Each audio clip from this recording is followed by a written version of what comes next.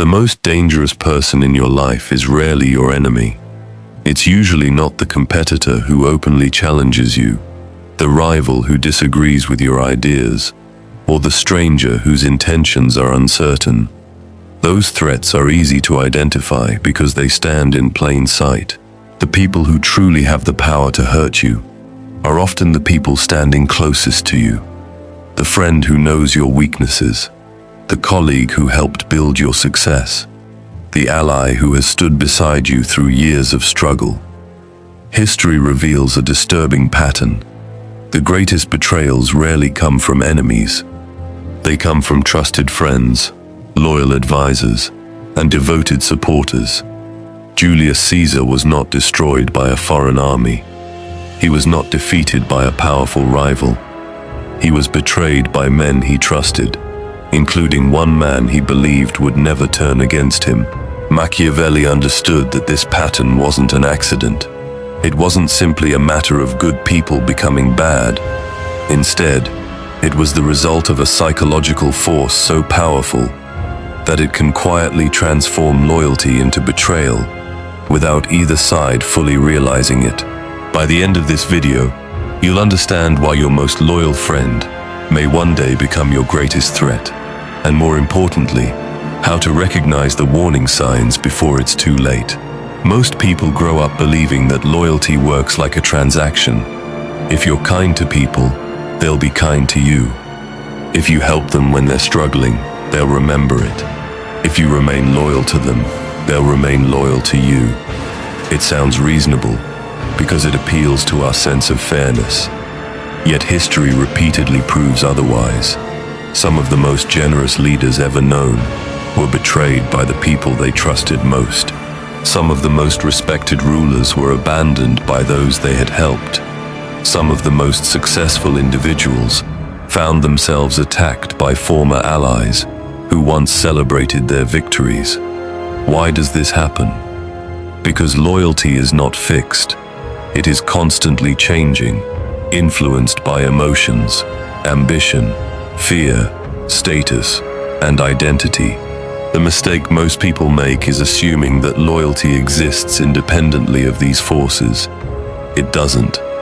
Loyalty survives only as long as the relationship continues to support how both people see themselves.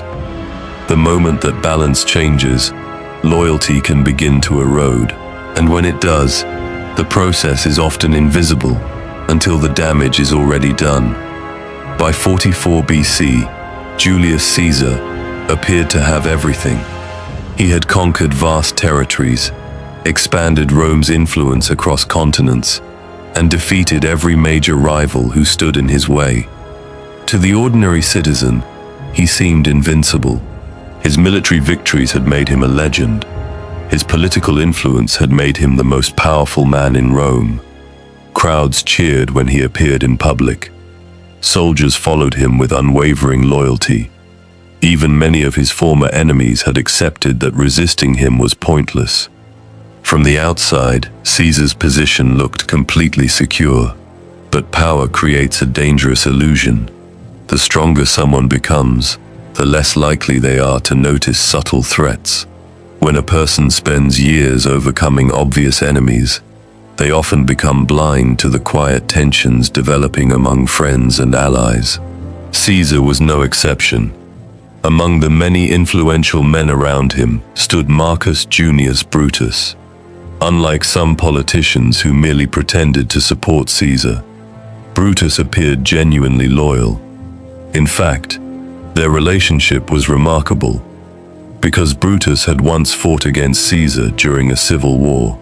After defeating his opponents, Caesar had every opportunity to punish Brutus. Instead, he chose mercy.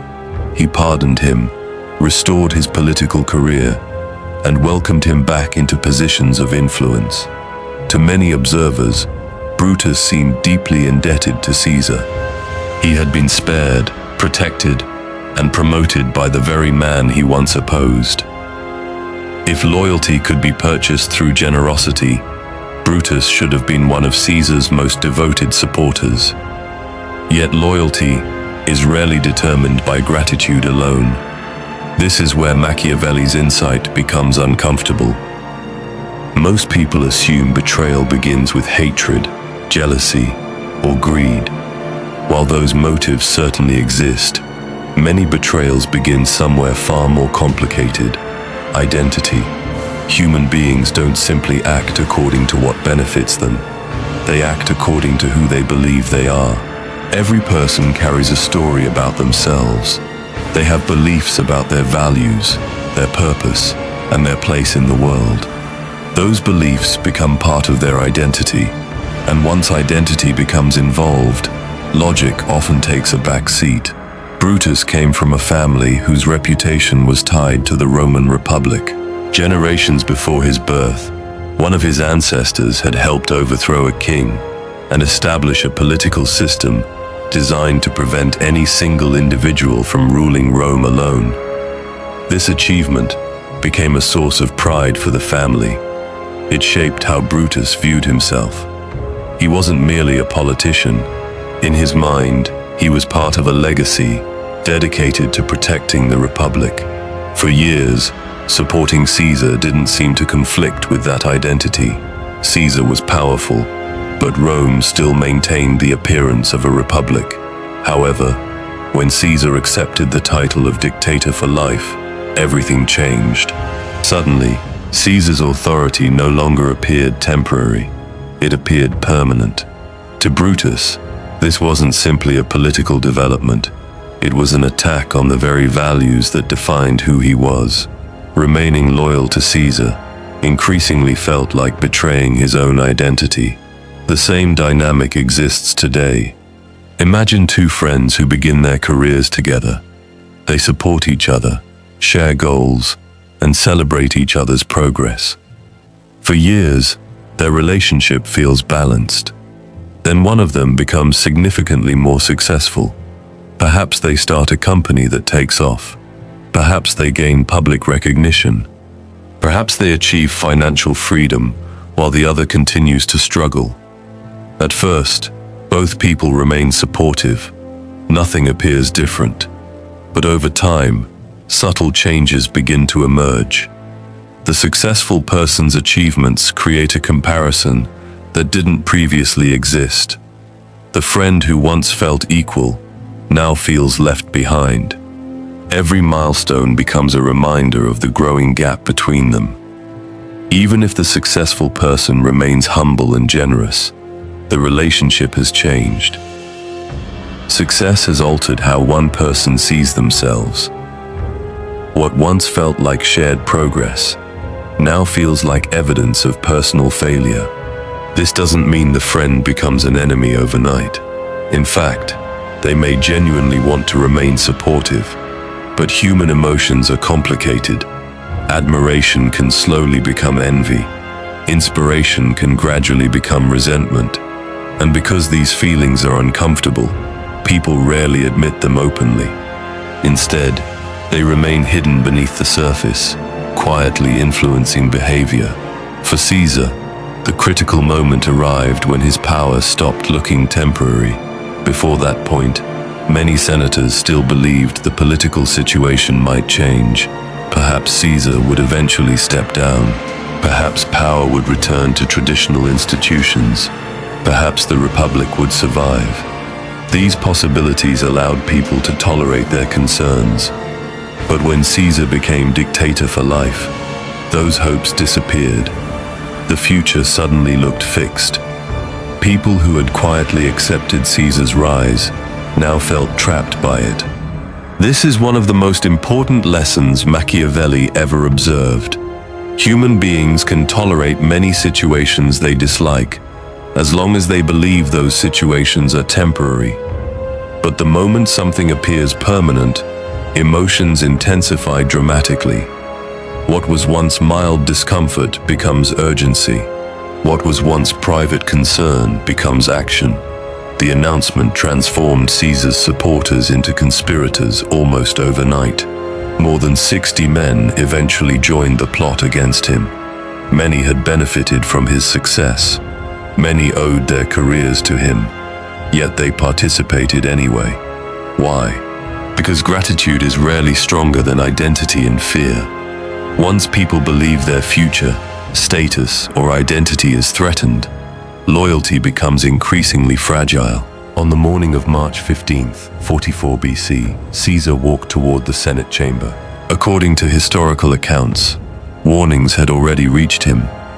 Some people suspected a conspiracy, others urged caution, yet Caesar proceeded as usual. After years of victories and overwhelming success, he likely believed his position was secure. Inside the chamber, the conspirators surrounded him. What followed became one of history's most famous assassinations. Caesar was attacked by multiple senators. But the moment that has echoed through history for more than 2,000 years involves Brutus.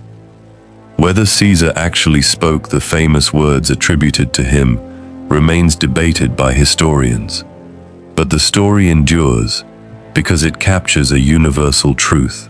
The deepest wound was not the attack itself. It was discovering that someone he trusted had joined the conspiracy. That is the true pain of betrayal. It is not simply the damage caused. It is the realization that the danger existed much closer than expected. Most people spend their lives looking for obvious threats.